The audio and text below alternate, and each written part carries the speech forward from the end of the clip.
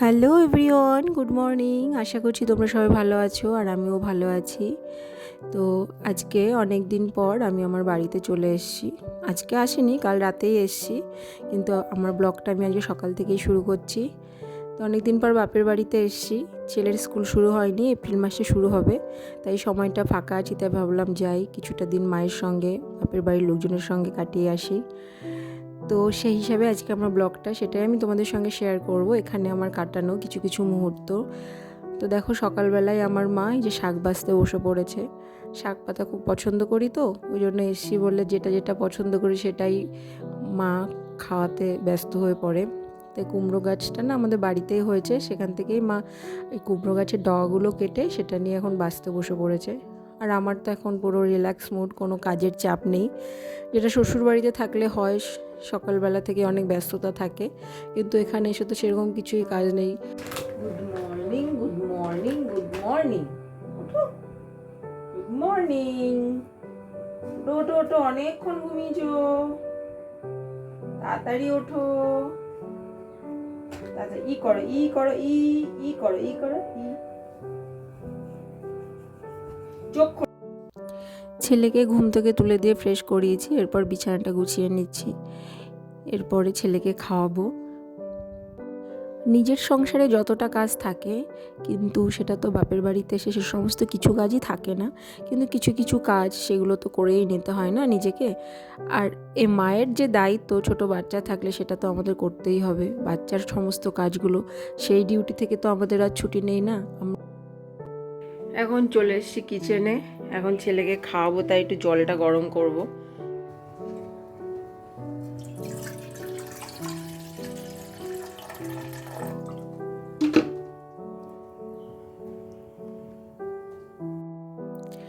তো এখন ছেলেকে খাওয়াতে বসেছি।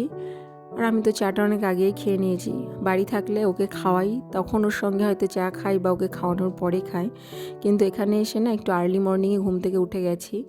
আর এখন টিফিন করছি। ব্রেকফাস্টে আছে পাস্তা। এটা আমার দাদার মেয়ে আমাকে বানিয়ে দিয়েছে, বলে ও ভালো রান্না করে, এই অল্প বয়সে অনেক ভালো রান্না করতে পারে। ওই আমাকে বললো, পিসি আজকে আমি পাস্তা করে খাবো। ঠিক আছে, খাওয়া যাক, ভালোই করেছিল। আর আমার ছেলে এখানে এসে তো খেলতেই ব্যস্ত। বাড়িতে তো দুষ্টুমি করে, এখানে এসে তো আরও দুষ্টুমি বেড়েই গেছে। যাই হোক, মামা বাড়িতে গিয়ে সেটা আমরাও করেছি ছোটোবেলায়, অনেক দুষ্টুমি। আর আমার মা স্নান টান করে এখন ঠাকুর ঘরে চলে এসছে পুজো করতে। মা প্রায় 1 ঘন্টা দিনে ঠাকুর ঘরেই কাটায়, মার পুজো করতে অনেকটা টাইম লাগে। আর এখন বৌদি রান্না করবে, তাই সব কিছু গুছিয়ে নিচ্ছে। তাই আমি বললাম ঠিক আছে, আসো, তোমার সঙ্গে হাতে হাতে একটু করে দিই। কিছুই করতে দিতে চায় না, কিন্তু কতক্ষণ আর বসে বসে চুপচাপ ভালো লাগে। বেশি রিল্যাক্স করাটাও আবার ভালো লাগে না, বোর হয়ে যাচ্ছিলাম, তাই ওনার হাতে হাতে একটু কাজটা গুছিয়ে দিচ্ছিলাম। নাহলে ওনার ওপরে তো অনেকটা প্রেশার পড়ে যাবে, তাই না?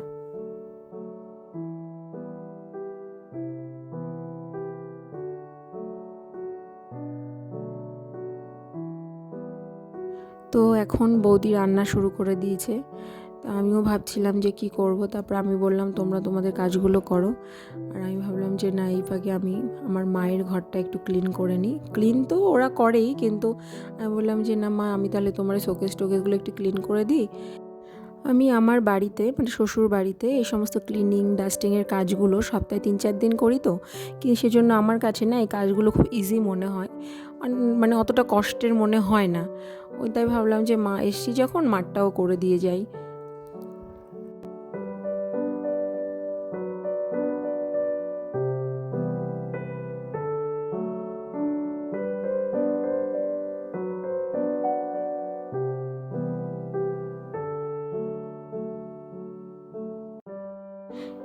ছেলে যখন ছোট ছিল, মানে ছেলের যখন স্কুল শুরু হয়নি, তখন অনেকবার করে বাপের বাড়ি আসা হতো 2-3 মাস পর পর।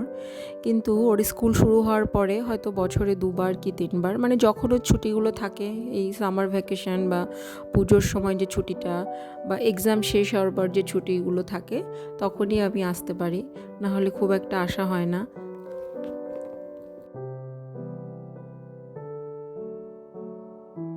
বাপের বাড়ি হয় যদি 1-1.5 ঘন্টা বা ডিস্টেন্স হয় বা কাছাকাছি হয় তাহলে হয়তো মাঝে মধ্যে আসা যাওয়া করা যায়, কিন্তু আমার বাপের বাড়িটা আমার বাড়ি থেকে প্রায় 3.5 থেকে 4 ঘন্টা ডিস্টেন্স, ওই জন্য খুব একটা আসতে পারি না। তো নেক্সট ডে এখন সকালবেলা 11টা বাজে বেরিয়েছি মার সঙ্গে, মা আমি ছেলে পয়লা বৈশাখের শপিং করার জন্য। সামনেই তো পয়লা বৈশাখ, আর আমাদের এখানে একটা মার্কেট বসে শুক্রবার করে, যেখানে একটা দিনই বসে মার্কেটটা। সেখানে প্রত্যেকটা জিনিস প্রচণ্ড পরিমাণে কম দাম, মানে আমি নর্মাল দোকান থেকে যে দামে পাবো সেই দোকানের থেকে এখানে আমি হাফ দামে পাবো, বিশেষত শাড়িগুলো আর কি। এই যে কারণ আর চাকদা, আমার বাপের বাড়ি চাকদাতে, শান্তিপুরের কাছে, তো এই জন্য শান্তিপুরের জামদানি এগুলো তো বিখ্যাত। তাই আমি এখান থেকে যখনই আসি তখন এখান থেকে কিনে নিয়ে যাই। তো আমি মার্কেটে চলে এসেছি, আর যেহেতু সামনে পয়লা বৈশাখ আর ঈদ, সেজন্য প্রচণ্ড পরিমাণে ভিড়, আর তার সঙ্গে গরমটাও 2 দিন ভীষণ পরিমাণে পড়েছে। তা আমি যে দোকান থেকে শাড়ি নেব সেখানে চলে এসেছি। তো এখান থেকে অনেকগুলো শাড়ি কিনবো, যতবার আমি বাপের বাড়ি আসি এখান থেকে প্রচুর শাড়ি আমি কিনে নিয়ে যাই। আসলে এখান থেকে শাড়ি কিনলে অনেকটা কম দামে পাওয়া যায়, তো সেজন্য যতবার আসি নিজেদের জন্য বা গিফট পারপাস। একটু তো ভিড়ের মধ্যে কষ্ট হচ্ছিল, কিন্তু যেহেতু বাড়ি চলে যাব পরের দিন, তাই ভাবলাম আজকে মার্কেটিংটা করে নিই। তারপরে পয়লা বৈশাখের জন্য সবাইকে একটু কেনাকাটা করে দিতে, গিফটও তো দিতে হয়, তাই না? তারপরে কেনাকাটা করে বাড়ি চলে এসেছি, এখন লাঞ্চ করছি। লাঞ্চ করার পরে একটু রেস্ট করব। আবার দেখতে দেখতে 3-4টে দিন এসছি, 3-4 দিনের জন্য, দেখতে দেখতে কি করে কেটে গেল বুঝতেই পারলাম না। তা কাল চলে যেতে হবে বাড়িতে, সেজন্য একটু মনটাও খারাপ লাগছে, কিন্তু কিছু করার নেই। সামনের সপ্তাহ থেকে ছেলের স্কুলটা শুরু হয়ে যাবে, ওই জন্য বাড়িতে তো যেতেই হবে, তাই না?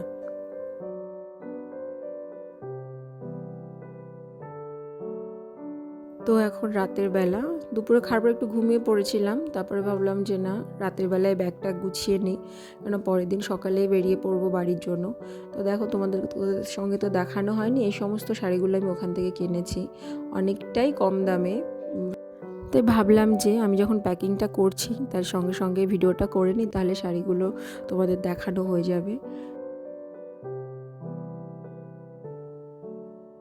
শাড়ি খুব একটা পরা হয় না, কিন্তু শাড়ি দেখলে না, বলে না মেয়েরা শাড়ি দেখলে ঠিক থাকে না, আমারও তাই অবস্থা। ভেবেছিলাম 3-4টে কিনবো, কিন্তু কিনতে কিনতে প্রায় 7-8টা শাড়ি কিনে ফেলেছি। আর কিছু বালিশের কভার, পার্স মানে সাইড বালিশ, মাথার বালিশের যে কভারগুলো হয় সেটাও এখানে, মানে মার্কেটে সমস্ত জিনিসেরই কম দাম, সেই জন্য এগুলোও এখান থেকে কিনে নিয়েছি সব একসঙ্গে।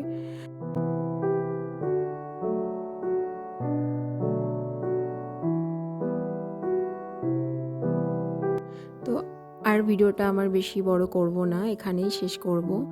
দেখা হবে তোমাদের সঙ্গে আবার নেক্সট ব্লগে। কাল যেহেতু বাড়ি যাব, মনটাও একটু খারাপ, তো এখন প্যাকিং ট্যাকিংগুলো করে শুয়ে পড়বো। তোমাদের যদি আমার ভিডিওটা ভালো লেগে থাকে, যারা আমার চ্যানেলে নতুন তারা প্লিজ আমার চ্যানেলটা সাবস্ক্রাইব করে দিয়ে আমার পাশে থেকো, আর যারা আমার চ্যানেলে আগে থেকেই আছো লাইক কমেন্ট শেয়ার অবশ্যই করো।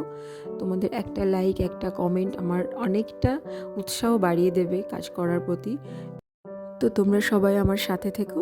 আজকের মতো সবাইকে এখানেই টাটা জানাচ্ছি।